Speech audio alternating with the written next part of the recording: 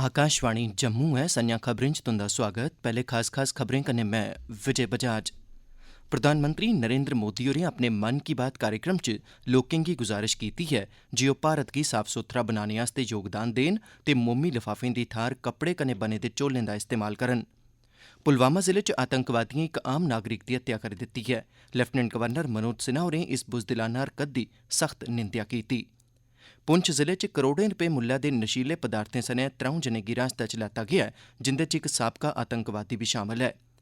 ते केंद्री मंत्री डॉक्टर जितेंद्र सिंह होरें आखेआ है जे प्रधानमंत्री नरेंद्र मोदी हुंदी अगुवाई च भारत सरकार हर मुमकिन मदाद देइयै उद्योगें दे बाद्धे विस्तार गी बढ़ावा देआ'रदी है।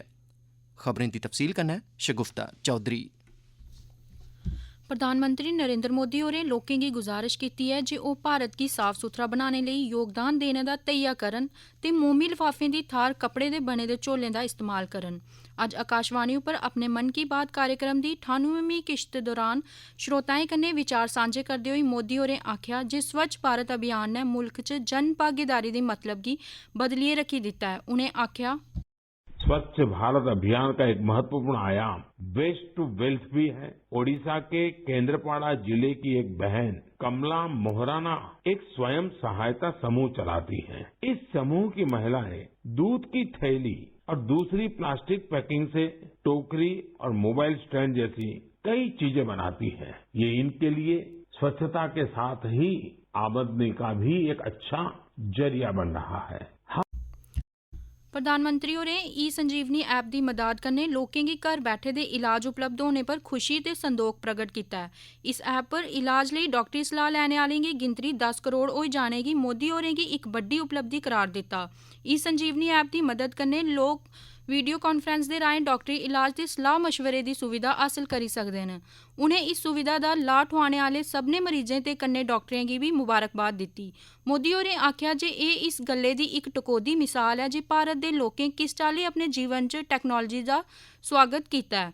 मोदी होरें आखेआ जे डिजिटल इंडिया दी ताकत अज्ज मुल्खै दे हर कोने च नजरी आवा करदी है। उनें आखेआ डिजिटल इंडिया की शक्ति को घर घर पहुंचाने में अलग अलग ऐप्स की बड़ी भूमिका होती है। ऐसा ही एक ऐप है ई संजीवनी। इस ऐप से टेली कंसल्टेशन यानी दूर बैठे वीडियो कॉन्फ्रेंस के माध्यम से डॉक्टर से अपनी बीमारी के बारे में सलाह कर सकते हैं।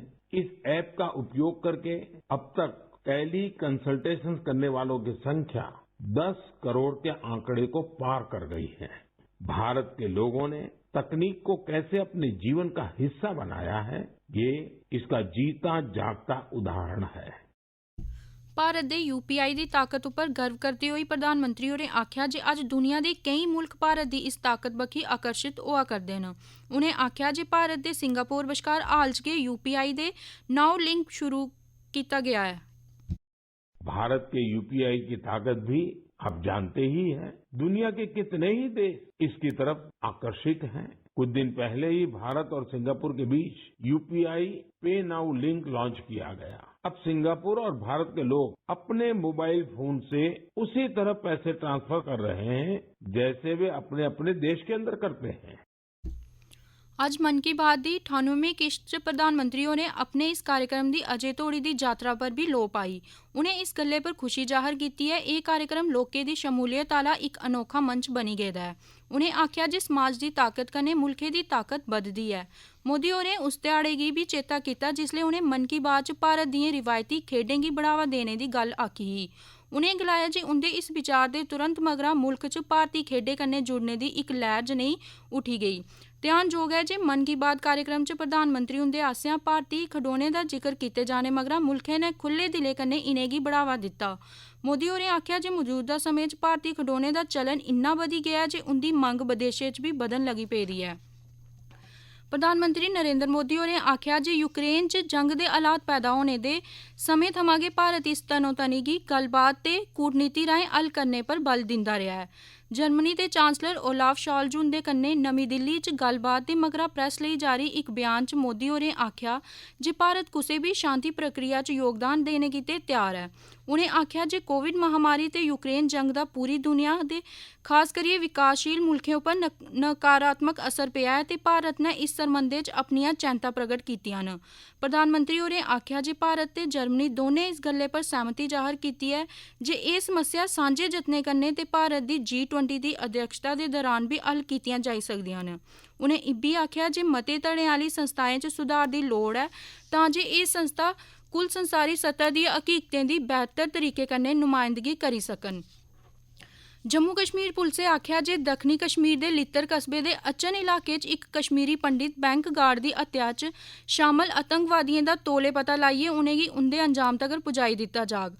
पत्रकारें कन्नै गल्ल करदे होई दक्खनी कश्मीर रेंज दे DIG रईस मोहम्मद भट्ट होरें आखेआ जे बेपंछानू आतंकवादियें लित्तर दे अचन इलाके च कश्मीरी पंडित समुदाय कन्नै सरबंध रखने आह्ले इक बैंक गार्ड गी गोली मारियै ओह्दी हत्या करी दित्ती। उ'नें आखेआ जे सुरक्षा एजेंसियां पूरी सक्रियता कन्नै इस मामले दी तफ्तीश करै करदियां न। उ'नें यकीन दोआया जे इस बुजदिलाना हमले च शामल आतंकवादियें दा तौले पता लाइयै उ'नेंगी उंदे अंजाम तगर पजाई दित्ता जाग। मारे गेदे बैंक गार्ड दी पंछान पुलवामा जिले दे लित्तर कस्बे दे अचन इलाके च रौह्ने आह्ले संजय पंडित दे तौर पर कीती गेई ऐ। तोआईं लेफ्टिनेंट गवर्नर मनोज सिन्हा होरें पुलवामा च संजय कुमार हुंदे पर कीते गेदे बुजदिलाना आतंकवादी हमले दी सख्त निंदेआ कीती। उ'नें आखेआ जे दुक्खै दी इस घड़ी च जम्मू कश्मीर प्रशासन पूरी मजबूती कन्नै सोगी परोआर कन्नै खड़ोते दा ऐ। सुरक्षा बलें पुंछ जिले च कब्जा रेखा दे नेड़े थमां 3 किलोग्राम हीरोइन जनेह् नशीले पदार्थ कन्नै 3 जनें गी हिरासत च लैता ऐ, जिंदे च इक साबका आतंकवादी बी शामल ऐ। अधिकारियें मूजब फौज ते पुलस दे सांझे अभियान दौरान जिले दे देगवार सैक्टर च बन्ने पारा थमां आह्नने गेदे 3 किलोग्राम नशीले पदार्थ कन्नै 3 जनें गी हिरासत च लैता गेआ है। इस बारे साढ़े संवाददाता कन्नै गल्ल करदे होई सरपंच परविंदर सिंह होरें दस्सेआ। हुआ 3 आदमी सुबह 3 पैकेट के साथ जो है वो रिकवरी जो है पुलिस को बरामद हुई। मैं पुलिस का और आर्मी का तहे दिल से शुक्रगुजार हूँ कि जिन्होंने इतने क्विक एक्शन में इस चीज को रिकवरी करने से हमारे गांव को हमारी पहुंच जो है वो बची। सहकारिता मैह्कमे दी कमिश्नर सैक्रेटरी यशा मुदगल होरें अज्ज जम्मू कश्मीर दे DCC बैंक यानी जिला कोआपरेटिव बैंकें दे माली स्थिति दा जायजा लैने आस्तै इक बैठक दी अध्यक्षता कीती। बैठक दे दौरान दस्सेआ गेआ जे DCC बैंकें पिछले ब'रें दी तुलना च चला'रदे माली ब'रे दौरान अजें तोड़ी कर्जे च डुब्बे गेदे 44 करोड़ रपें दी वसूली करी लैती ऐ ते बार-बार होने आह्ले घाटे च 50% कमी आई ऐ। DCC बैंकें इस माली ब'रे च बक्ख-बक्ख खेत्तरें च 82 करोड़ दा दोआर बी दित्ता ऐ जेह्दा औने आह्ले म्हीने च शाखाएं गी फायदा पुज्जग। कमिश्नर सैक्रेटरी होरें मैह्कमे गी निर्देश जारी कीते न जे ओह् मार्च म्हीने दौरान जम्मू च सूबाई सतह पर विशेष कैंप लोआइयै डुब्बे गेदे दोआर कर्जे दी रकम वापस हासल करने दी कोशिश करन। एह् खबरां तुस आकाशवाणी उप्परा सुना'रदे ओ। हून बाकी दी खबरें कन्नै विजय बजाज। साइंस ते टैक्नोलोजी दे स्वतंत्र प्रभार आह्ले केंद्री राज्यमंत्री डाक्टर जितेंद्र सिंह होरें अज्ज आखेआ ऐ जे सरकार उद्योगें पास्सेआ संचालित स्टार्टअप्स गी बढ़ावा देग। नमीं दिल्ली च इक सैमीनार गी संबोधित करदे होई डाक्टर सिंह होरें उद्योगें पास्सेआ इक बरोबर सांझ भ्याली ते जिम्मेदारी दे कन्नै इक बरोबर पक्ख रखने दा आह्वान कीता तां जे स्टार्टअप सरबंधी तंत्र गी अगड़ा बधाया जाई सकै। प्रधानमंत्री नरेंद्र मोदी हुंदे आत्म निर्भर भारत दे विचार दी मिसाल दिंदे होई डाक्टर सिंह होरें आखेआ जे भारत दी वैक्सीन सरबंधी रणनीति नै शिक्षाविदें, शोधकर्ताएं, फार्मा सैक्टर ते उद्योगें गी किट्ठे इक सांझ भ्याली च आह्न्नेआ जेह्दे राएं मौजूदा ते भविक्ख सरबंधी चुनौतिएं दा हल कड्ढने पर ध्यान केंद्रित कीता जाई सकेआ। डाक्टर सिंह होरें इब्बी आखेआ जे इस किस्मै दिएं पैह्लकदमिएं दे पिच्छे दे विचार दा मकसद लम्मी अवधि च इक टिकाऊ सांझ भ्याली स्थापित करना ते भारत दे नौजवानें गी रोजी रुट्टी कमाने दे टिकाऊ जरिये उपलब्ध करोआना ऐ। केंद्री मंत्री होरें आखेआ जे प्रधानमंत्री नरेंद्र मोदी हुंदी अगुवाई आह्ली भारत सरकार हर मुमकन मदद देइयै उद्योगें गी बढ़ावा देने ते उंदे बाद्धे विस्तार दी दिशा च भी कम्म करा करदी ऐ।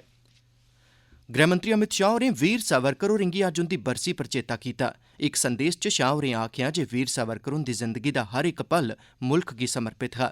उनें आखेआ जे वीर सावरकर होर म्हेशां अपनी देशभक्ति लेई मुल्ख दे नौजवानें गित्तै इक प्रेरणा बने दे रौह्ङन। उधमपुर जिले दी पछेत्री तहसील लाटी दे लोकें दे इक प्रतिनिधिमंडल नै जम्मू च लेफ्टिनेंट गवर्नर मनोज सिन्हा हुंदे कन्नै मलाटी कीती।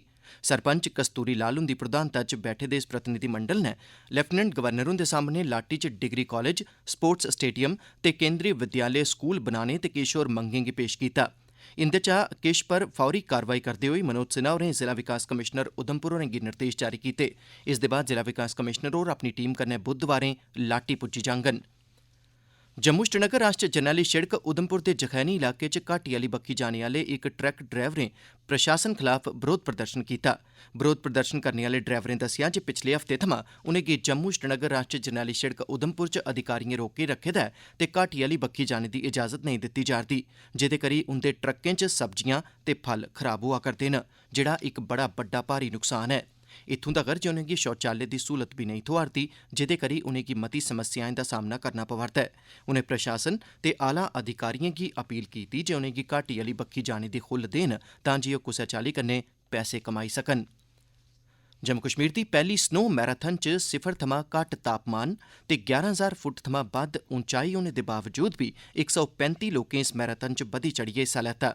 जम्मू कश्मीर दे इतिहास च अपनी किस्मै दी एह् पैह्ली स्नो मैराथन आज़ादी का अमृत महोत्सव ते फिट इंडिया अभियान दा हिस्सा ऐ, जिसदा आयोजन सैलसफा मंत्रालय ने डोडा दे जिला प्रशासन ते भारतीय सेना दी राष्ट्रीय राइफल्स यूनिट दे सैह्योग कन्नै कीता। इसदा मकसद सैलसफा अभियान गी बढ़ावा देना ते दूर दरेडे इलाकें च सैलानिएं गी आकर्षित करना ऐ। देशा थमां आए दे 135 प्रतिभागिएं च मती गिनतरी च महिलाएं बी त्र'ऊं श्रेणिएं च हिस्सा लैता। साढ़े संवाददाता कन्नै गल्ल करदे होई इक प्रतिभागी ने दस्सेआ, मेरा नाम योशिता है। मैं बीएड सेमेस्टर 4 की स्टूडेंट हूँ। आज हमने इसमें पार्टिसिपेट किया है 5 किलोमीटर रेस में। जब हम यहाँ पर आए तो हमें बहुत खुशी हुई और ये जम्मू एंड कश्मीर का पहला स्नो मैराथन है हिस्ट्री में जो पहली बार हो रहा है, तो हमें बहुत अच्छा लगा इसमें पार्टिसिपेट कर। अखीरे च खास खबरां इक बारी परतियै प्रधानमंत्री नरेंद्र मोदी होरें अपने मन की बात कार्यक्रम च लोकें गी गुजारिश कीती है जे ओह् भारत गी साफ सुथरा बनाने लेई योगदान देने ते मोमी लफाफें दी थाह्र कपड़े कन्नै बने दे झोले दा इस्तेमाल करन। पुलवामा जिले च आतंकवादियें इक आम नागरिक दी हत्या करी दित्ती ऐ। लेफ्टिनेंट गवर्नर मनोज सिन्हा होरें इस बुजदिलाना हरकत दी सख्त निंदेआ कीती ऐ। पुंछ जिले च करोड़ें रपे मुल्लें दे नशीले पदार्थें सने 3 जनें गी हिरासत च लैता गेआ ऐ, जिंदे च इक साबका आतंकवादी बी शामल ऐ। ते केंद्री मंत्री डॉक्टर जितेंद्र सिंह होरें आखेआ ऐ जे प्रधानमंत्री नरेंद्र मोदी हुंदी अगुवाई च भारत सरकार हर मुमकन मदाद देइयै उद्योग ते बाद्धे विस्तार गी बढ़ावा देआ करदी ऐ। एह्दे कन्नै गै खबरें दा एह् बुलेटिन समाप्त होआ।